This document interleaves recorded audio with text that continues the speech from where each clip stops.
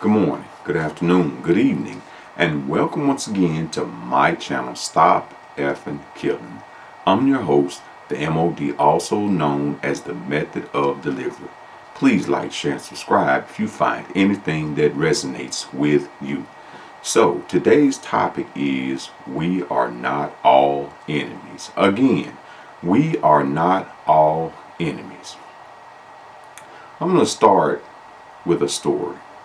A personal story actually that for some reason just sticks out in my head.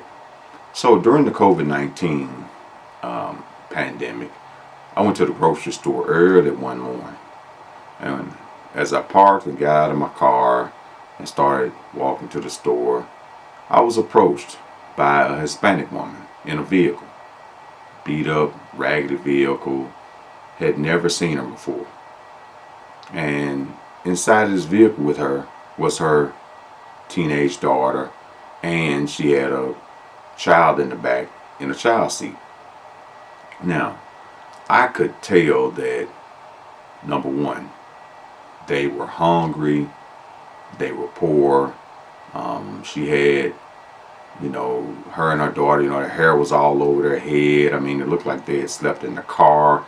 I mean, you can really tell when people are just going through things. And she said something to me in Spanish, and I couldn't understand a word that woman said. But I knew hunger, I knew poverty, I knew desperation. And so I reached into my pocket, and I think I had like $36 or $37 in cash on me, and I gave it to her. I gave her the money, and she drove off. And as far as I can tell, I don't think I've ever met her again, or her daughter, or her young child that was in the back. The story has multiple meanings to me, and we're going to talk about a couple of those. So the first one is that hunger is the same for everybody. If you're somebody that's struggling, that doesn't have money for food, shelter, clothing, things like that, it looks the same.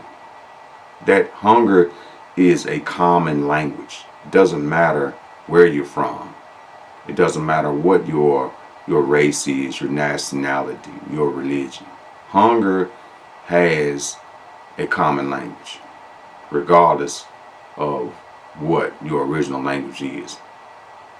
The other thing is that this woman, this stranger who I'd never met before, she was only looking for food to help her kids, to help herself and her kids. I have kids, and if my kids were hungry and I didn't have any money or any kind of resources, I would want somebody to help us. And that's my thing. When did we start hating immigrants? All of us in some kind of way, shape, form, or fashion are immigrants. The Native Americans, they've been here. It's well documented that they've been here before any of the quote unquote settlers from Europe or, explorers from Europe came here. And some people say the Native Americans came from a land bridge and all this other stuff. But regardless, for the most part, we're all descendants of people who came from somewhere else. Regardless of whether you were a slave, an indentured servant, or, an aristocrat, or, a blue blood or whatever, regardless of your, lineage, we all came from somewhere else. We're all here. We all want the same things: food, shelter, clothing, and freedom. But for some reason, our government has put it in our heads to hate immigrants so much that, we want them out. Instead of saying, hey, how can we help? How can you become us and we become you? Because we're all the same in reality. The true enemy, when I look at the war in Iran and the reasons why it started, and, the Maduro kidnapping, and all these other things that our federal government has done, not just to people of different races, different religions, creeds, nationalities, but their own citizens violating people's rights, locking people up, stealing money,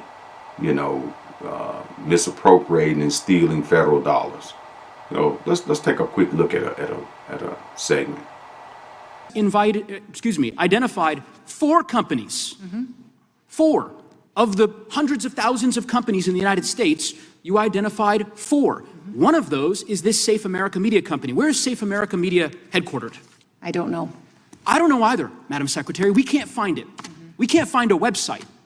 We did find an address that's registered for this company. Do you know where that address is?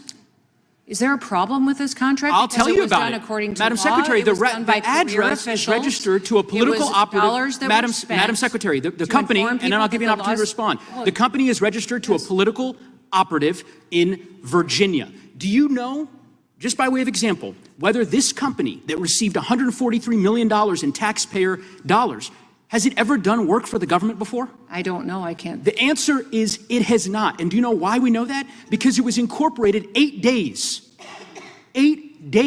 before this contract went out. You want the American people to believe that this is all above board? Yes, that $143 million of taxpayer money just happened to go to this one company that doesn't have a headquarters, doesn't have a website, has never done work for the federal government before, and is registered apparently or attached to a residence from a political operative. And of course, one of the subcontractors of that contract, as you know, is a political firm that's tied to you back when you were governor of South Dakota. The reason why I ask these questions is that this is taxpayer money. And I presume, I don't know this for a fact, but Senator Tillis noted yesterday the way in which your agency is blocking the Inspector General from 11 different investigations that it is trying to conduct. I don't know if this happens to be one of them. I certainly hope it is, because eventually the facts will become public in this regard.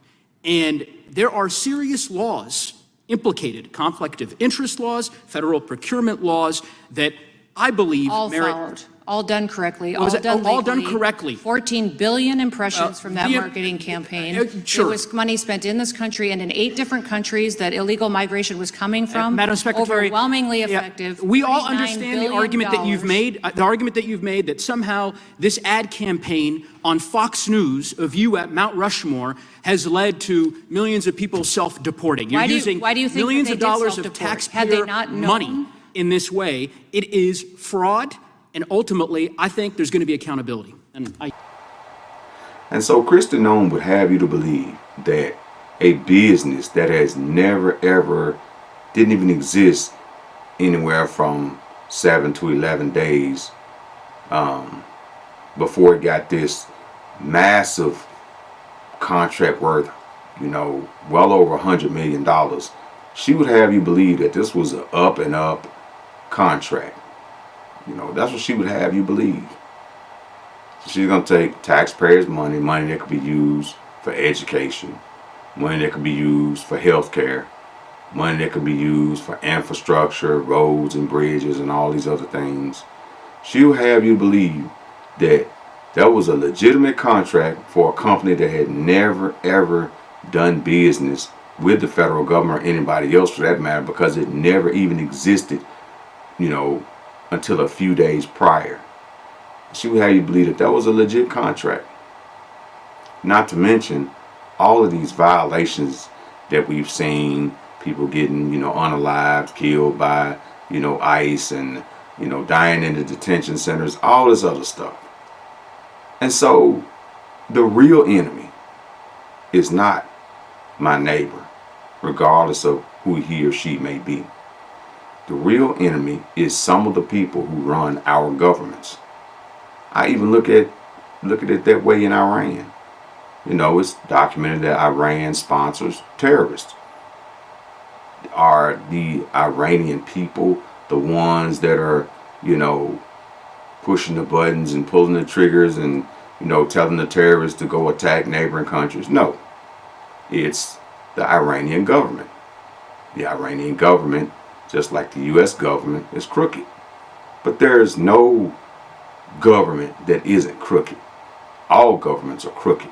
because governments are ran by people, and people are fallible, not infallible. People are crooked. People are evil. Not all people, but some people. And so I made this video to say that even though the United States and Israel are attacking people over in the Middle East and blowing up, ships and blowing up, different cities and compounds and things like that, and a lot of innocent people are getting caught in the blast radius of these bombs and in the crossfire of these guns.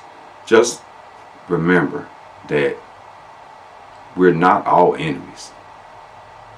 And that hungry Hispanic woman that approached me and in her own way needed help, she could have been anybody. I could have been her and she could have been me.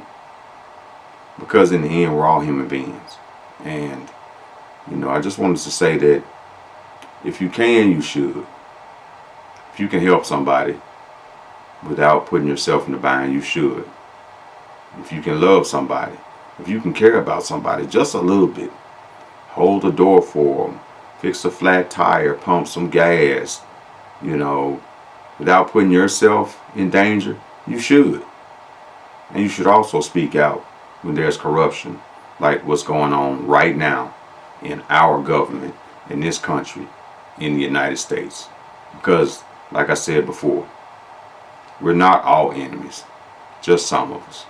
Because in the end, there is no you, there is no me, there is only we. And we must, with all that we have, try to learn how to, at the minimum, get along with each other. Because nobody's perfect, regardless of where they came from. Have a safe day and take care.